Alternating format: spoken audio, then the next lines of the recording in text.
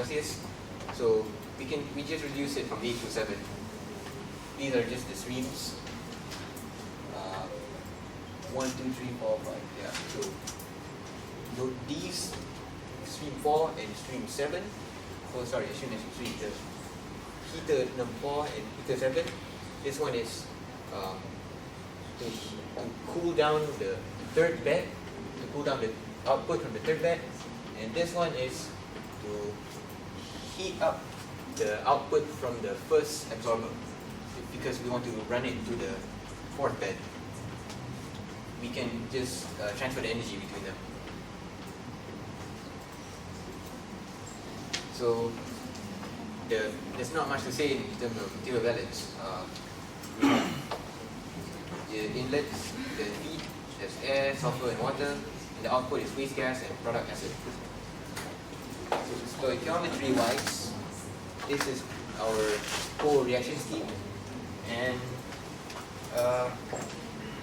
even though, so design wise, we make sure to allow 2 to 3% excess of oxygen for this reaction, the first reaction, and stoichiometric we allow for the entire reaction to just put in 2 stoichiometric moles of O2 to make sure that to cover up this excess, to cover up for any perturbations in the reaction. These are just a small deviation. This one is from the manual calc and the simulated output. This one is just due to, because we calculate in kg per hour, and if we convert it back to metric ton per year, bring it scale back up, it's gonna lose a few significant figures. And for the manual output of the bed, the temperature output from the bed, it's some of it's less, some of it's higher. That one is likely due to the difference is just due to how after we implement the heat exchanger, the temperature requirements are shifted slightly. However, it will still reach equilibrium. It will reach the equilibrium point to the desired reaction, desired conversion. It's just that we have a slight amount of, our assumptions like slight amount of NO2 that will mess up the volume percent of the O2 and SO2 that will determine the adiabatic reaction. So these are just some of the limitations that we have to deal with. SO3 absorption, we take it as 99.9% absorption. Literature can go up to, from what we've read in literature, it can go up to 99.95, but we'll take it as an ideal condition for now. SO2 reaction conversion, again, we take it from the bed reactions. From each bed, you go effectively each bed will have this amount of conversion, and we take that as like the percentage gain or percentage loss of mass going from one state to another.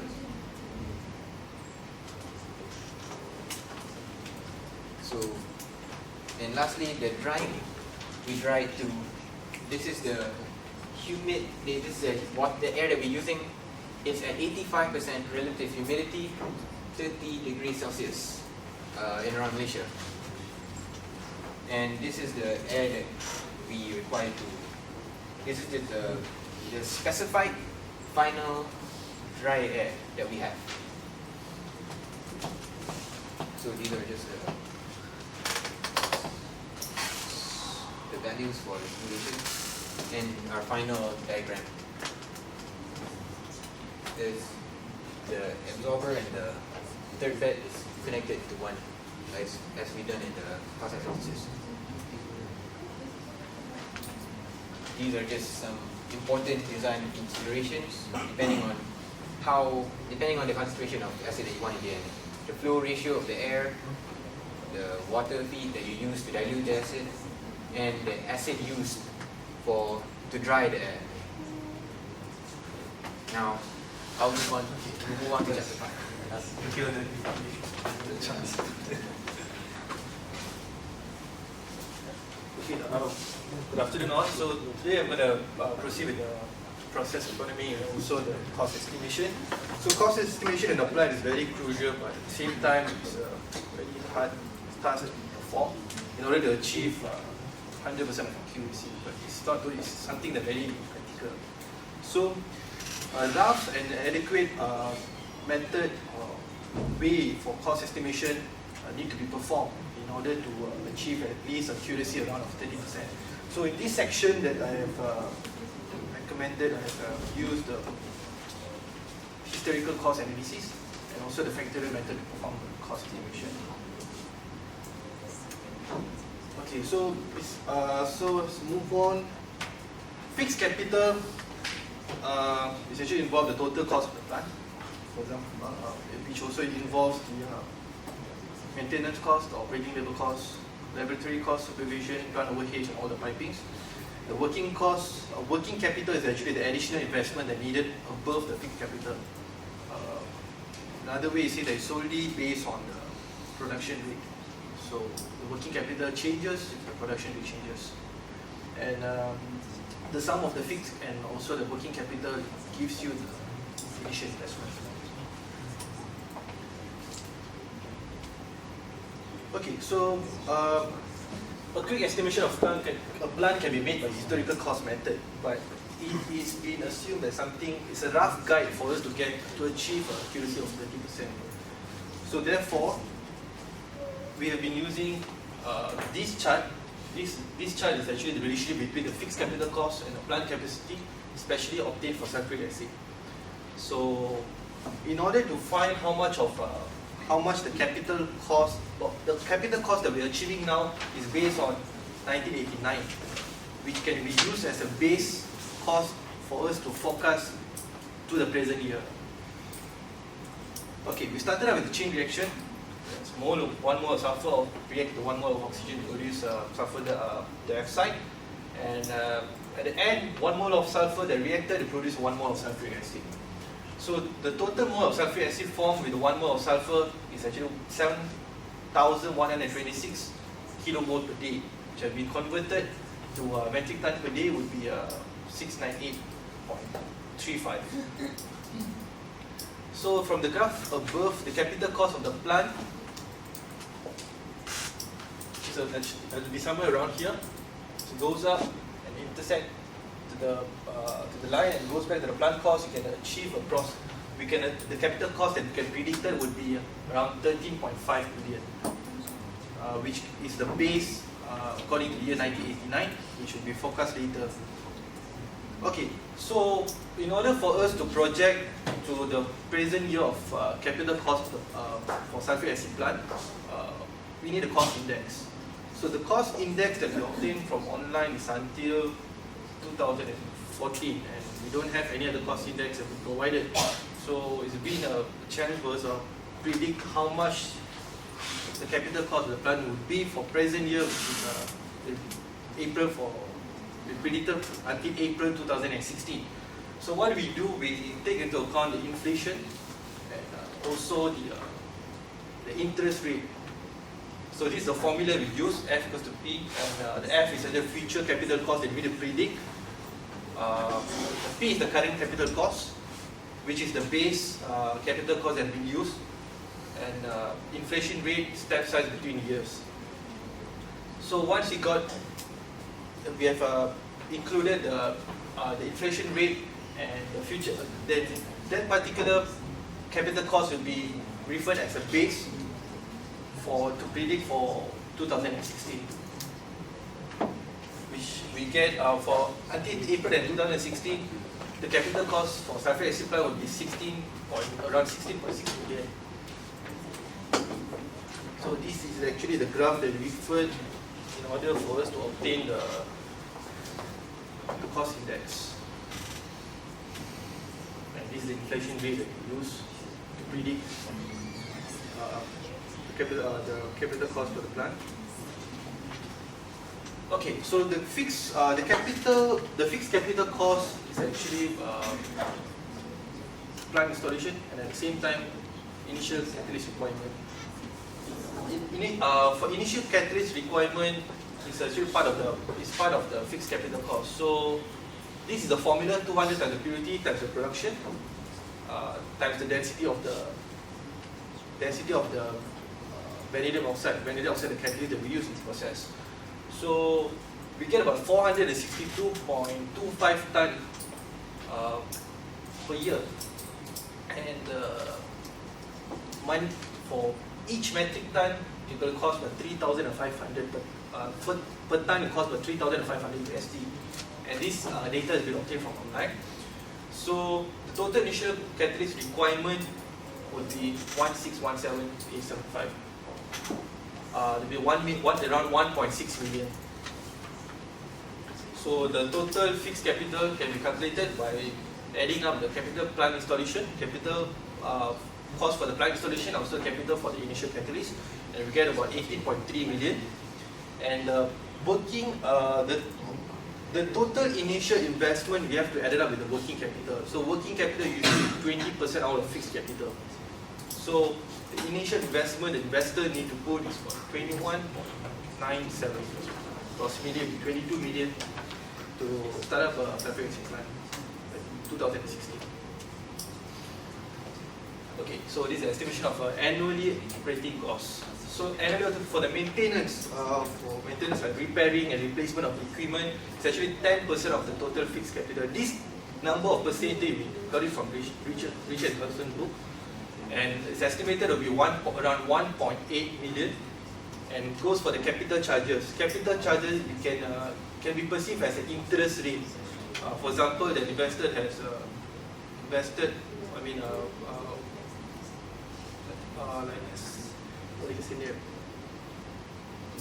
by borrowing money in order for him to invest, he has actually borrowed the money from loan or something, and the interest that they charge for that would be a 15% out of 15% total fixed capital, and would be a 2.7 million USD per year.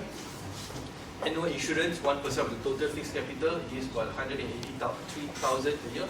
Local taxes, 2% of the fixed capital, 2% of total fixed capital, about 366,000. And operating labor costs, and operating labor costs, we assume it to be 320 working days in a year, by taking into consideration of 30 days of plant shutdown, 15 days in the middle of the year, and another 15 days at the end of the year. And the laboratory costs, about 23% of the total labor costs. Supervision will be 20% of the total labor costs. Plant overheads, 50% of the total labor costs. And also the executive wages. For the executive wages, we have assumed 3 top-level executives for plant managers and 7 middle-level executives for engineers. And for the middle-level executive, we have assumed the 6,000 USD, the range of 6,000 USD of salary.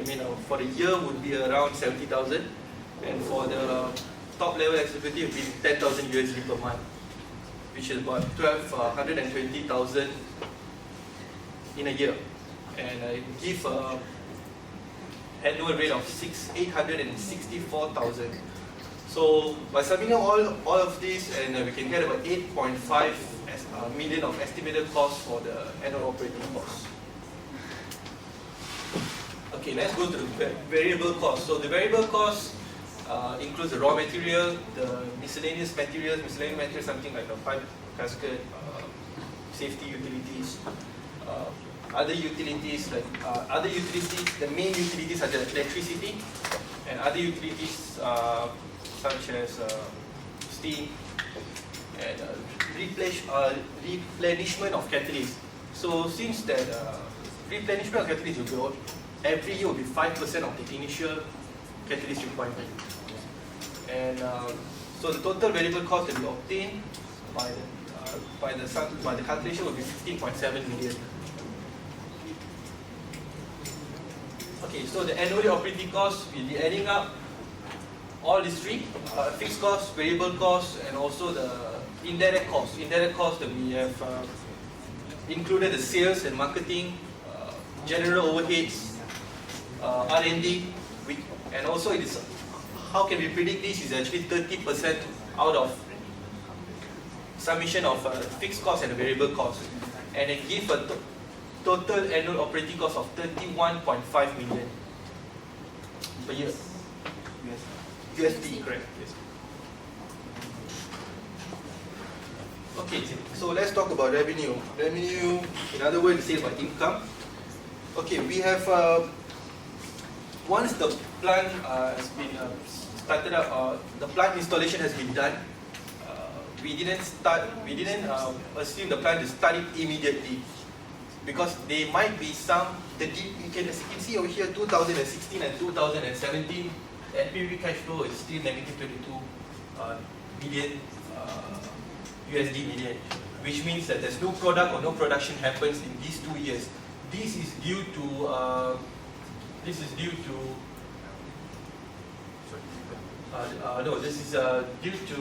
so wait for that.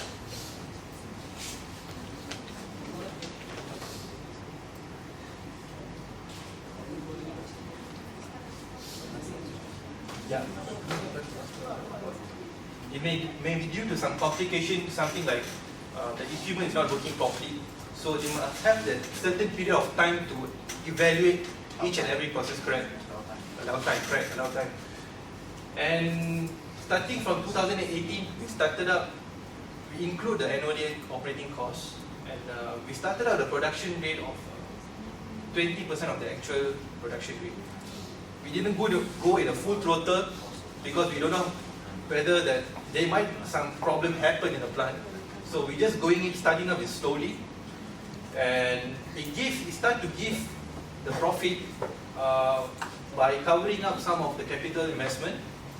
It start to, which is here, 2018. It start to covering up some of the capital investment, but it still haven't overcome the payback time period. So it's still below the break-even point. So it goes to 2009, we increased the production rate to 50% out of actual capacity. The actual capacity of the plant is 250 tons per year. So 50% out of that is about 125 tons per year, metric tons per year. And by performing production rate of 50% out of the actual rate, we can actually get a 7.93, which is overcome the negative value, which overcome the debt. Is here. It's just slightly above the break-even point, where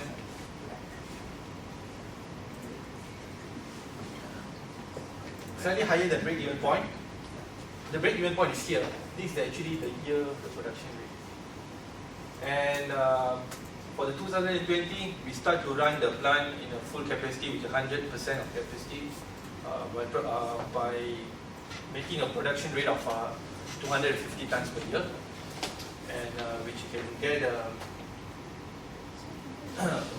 profit of 103 million, 103.2 million per year. And as you see, on 2021, the profit is a bit slightly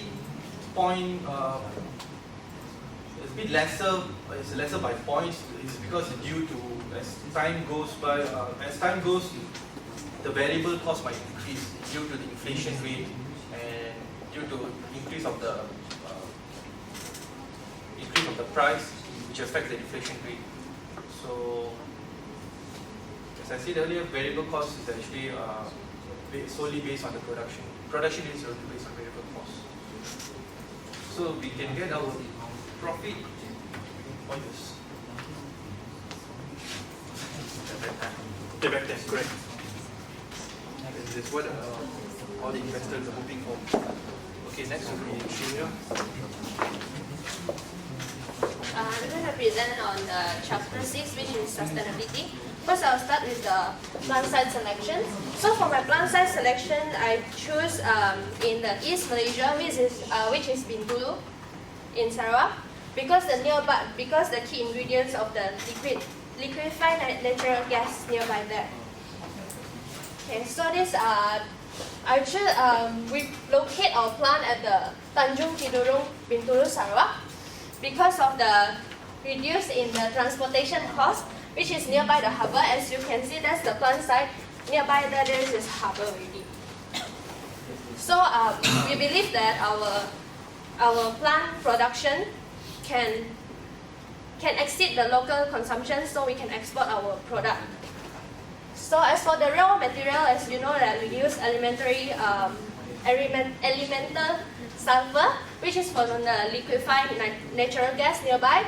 As you can see, there is a Sarawak shell nearby there, and also the Petronas liquefied natural gas nearby there also. So as for the power supply, in Sarawak there's a division of their energy because of the very large surface and very big area of the Sarawak. So they have this SESCO, we know as a Sarawak Energy combined cycle power plant nearby there, which is just right behind the plant site. So I think they can join force as the Sarawak Energy, so there will not be any interrupt of power supply. If our plant increase our production rate, if any interruption, there will not be any problem with that for the supply of the power. So it also benefit the local communities, which we by hiring the local Sarawak residents as a worker, and also increase the socio-economic growth of Sarawak, which benefit both sides. And also benefit the liquefied natural gas plant, which we know that the liquefied natural gas for all the plant, they need sulfuric acid for the water treatment system. So next I will go to the plant layout for our plant. So this is just initial plant plot. So as you can see, all the utilities will be around circulator my core